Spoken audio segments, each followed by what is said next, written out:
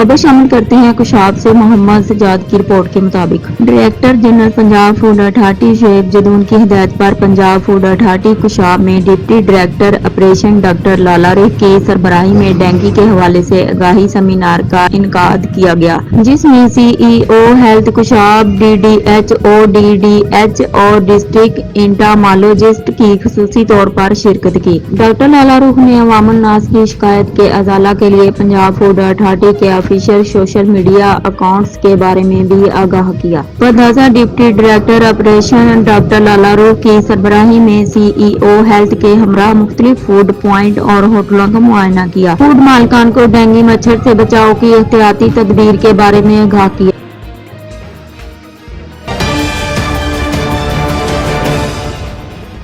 कुशाब शहर की पुरानी जामिया मस्जिद मोहम्मद बूटावाली की नई तमीर का आगाज हो चुका है, जिसके लिए सीमेंट, रेत, बजरी, सरिया की जरूरत है। तमाम मुसलमानों से गुजारिश है कि मस्जिद की तमीर के लिए दिल खोल कर तावन करके जन्नत में अपना घर बनाएं।